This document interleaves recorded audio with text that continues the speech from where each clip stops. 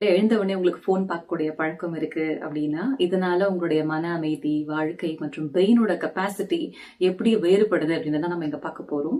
So நீங்க காலைல எழுந்தவுடனே நீங்க போனை பாக்குறீங்கன்னு வச்சுக்கோங்களேன். எழுந்தவுடனே ஃபர்ஸ்ட் உங்க அலாமே பாதி பேருக்கு வந்து போன்ல தான் இருக்கும்.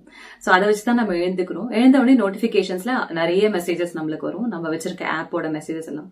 ஃபர்ஸ்ட் நீங்க வந்து இதை நீங்க கேரண்டி பண்ண முடியுமா? அந்த வரக்கூடிய மெசேஜஸ் எல்லாமே பாசிட்டிவ் தான், எல்லாமே எதுவுமே நெகட்டிவ் இல்ல, எதுவுமே எனக்கு வந்து ஸ்ட்ரெஸ் உருவாக்கக்கூடிய விஷயம் இல்லை, நம்மளால கேரண்டி பண்ண முடியுமா?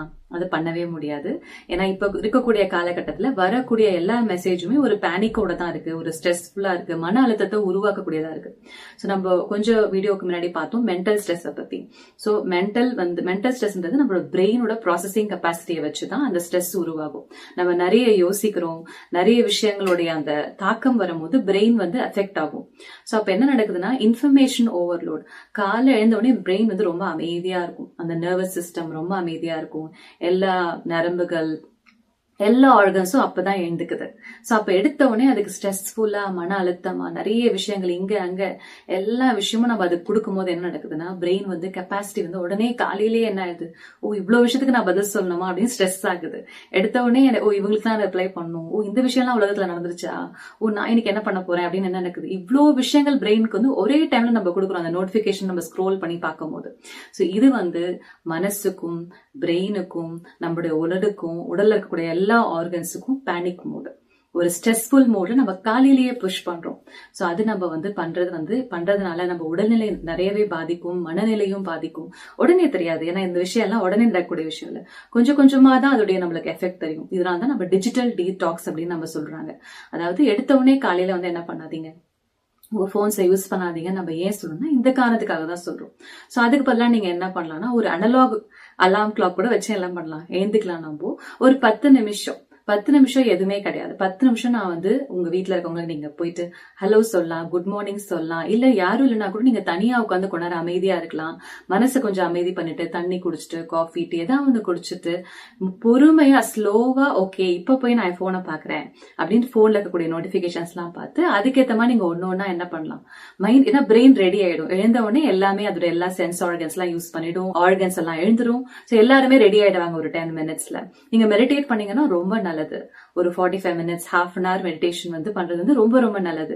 அப்படி இல்லையா அட்லீஸ்ட் ஒரு 5 நிமிஷம் 10 நிமிஷம் மனசையும் உடலையும் அமைதியா வச்சுட்டு அதுக்கப்புறம் நம்ம போன் எடுத்து பார்த்து ரெடி பண்ணிட்டு ப்ரிப்பேர் பண்ணிட்டு மைண்ட ஓகே நம்ம இப்ப பார்க்க போறோம் அப்படின்ட்டு தேவையான விஷயங்களுக்கெல்லாம் பார்த்து எது நான் வந்து ஆக்ஷன் எடுக்கணுமோ, எதுக்கு என்ன ரிப்ளை பண்ணுமோ அதை நீங்க பொறுமையா ரிப்ளை பண்ணலாம். சோ இந்த மாதிரி நீங்க ட்ரை பண்ணி பாருங்க. நீங்க பாருங்க எப்படி இருக்கு, ஸ்கோர் எழுதி பாருங்க. ஒரு வாரம் நீங்க இந்த மாதிரி பண்ணா உங்களுக்கு மைண்ட் எப்படி இருக்கு, உங்க மைண்ட் ஹோல் டே நீங்க எப்படி இருக்கிறீங்க, ஒரு வாரம் நீங்க போனே யூஸ் பண்ணாம எப்படி இருக்கு அப்படின்றத பாருங்க. சோ ரெண்டுத்துக்கும் உங்களுக்கு டிஃபரன்ஸ் நீங்களே கண்டுபிடிப்பீங்க. ஹோல் டே நீங்க ரொம்ப ரிலாக்ஸ்டா இருப்பீங்க. அது இன்ஃபர்மேஷன் உடனே உங்களை என்ன பண்ணாது, அஃபெக்ட் பண்ணாது. ஏன்னா நீங்க அந்த டைம் எடுத்து பாஸ் எடுத்து இன்ஃபர்மேஷனை ஹேண்டில் பண்றீங்க. சோ இப்போ இன்ஃபர்மேஷன் ஓவர்லோட் வந்து ஆகாது. ஏன்னா எந்த விஷயமும் நம்மளுக்கு உடனே கேட்கும் போது என்ன ஆகுனா உடனே ஒரு பதட்டம், ஒரு ரியாக்ஷன், ஒரு மன அழுத்தம் உருவாகும். ஆனா நம்ம கொஞ்சம் பொறுமையா கழிச்சு கொஞ்ச நேரம் கழிச்சு அதை பார்த்தோம், கொஞ்ச நேரம் கழிச்சு அதை நம்ம வந்து நம்மளுடைய சிஸ்டத்துக்கு கொண்டு வந்தோம் அப்படின்னா அது கண்டிப்பா அதோட தாக்கம் வந்து குறைவா இருக்கும். சோ இதுதான் நம்பர் 1 மன அழுத்தம், மென்டல் ஸ்ட்ரெஸ் காரணம் வந்து இன்ஃபர்மேஷன் ஓவர்லோட், பிரெயினை வந்து ஓவர் யூஸ் பண்றது. இதே போல் தான் நைட்டு தூங்கும் போது நம்ம என்ன சொல்றோம்னா போன பக்கத்துல தலகாணி பக்கத்துல வைக்காதீங்க, இல்ல டெஸ்க் பக்கத்துல வைக்காதீங்க. நம்ம ஏன் சொல்றோம், அப்படியே வச்சா கூட ஏர்பிளைன் மோட போடுறது, இல்ல சைலண்ட்ல போடுறது, அந்த டிஸ்பிளே வந்து இப்படி கவர்த்தடிச்சு வைக்கிறது. அதனால ஏன்னா அந்த லைட் எல்லாம் நம்மளுக்கு டிஸ்டர்ப் ஆகும். சயின்டிபிக்கா அது உங்க எல்லாருக்கும் தெரியும். சோ நைட் வந்து நம்ம மனசை வந்து அமைதியாக்கி தூங்கும் போது என்ன நடக்கும்னா அதோடைய பலன் வந்து உங்களுக்கு காலையில நீங்க அனுபவிப்பீங்க. இது ஒரு சைக்கிள் மாதிரி. நம்ம எப்படி தூங்குறோமோ அப்படிதான் காலையில எழுந்துப்போம். காலைல என்ன எண்ணங்களோட எழுந்துக்கிறோமோ அந்த மாதிரிதான் நாள் போகும். திருப்பி நாளை நீங்க எப்படி முடிக்கிறீங்களோ அதே போல நெக்ஸ்ட் டே.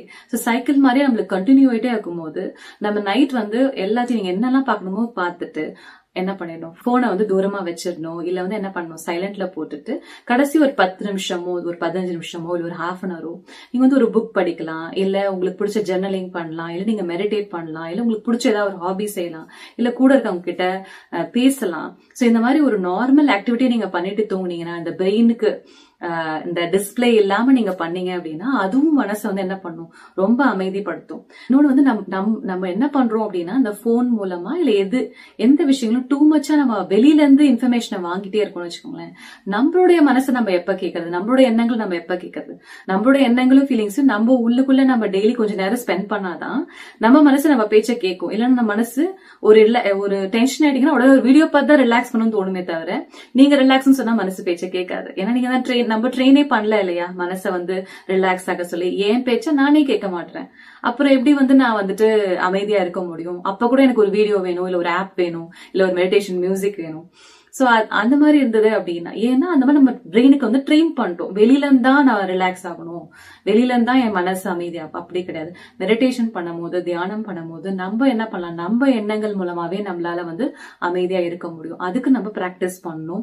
இந்த மாதிரி டிவைசஸ் எல்லாம் கொஞ்ச நேரம் தூரமா வச்சுட்டு டெய்லி அந்த ஒரு மீ டைம் சொல்லுவோம் இல்லையா, எனக்குன்னு ஒரு நேரத்தை ஒதுக்கி அந்த நேரங்களில் என்னோட மனசை அமைதிப்படுத்து, நான் ஒரு அமைதியானவன் அப்படின்ற பிராக்டிஸ் பண்ணும் போது என்ன நடக்குதுன்னா, அப்போ என்னுடைய எண்ணங்கள் வந்து பிளஸ் என்னோட பிரெயின் பவர் எல்லாமே இன்க்ரீஸ் ஆகுது.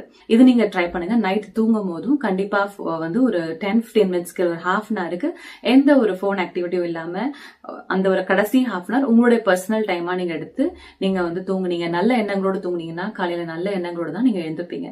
அப்ப பாருங்க மன அழுத்தம் தானாவே உங்களுக்கு வந்து குறைஞ்சிரும். இதை நம்ம பிராக்டிஸ் பண்ணலாம். ஓம் சாந்தி.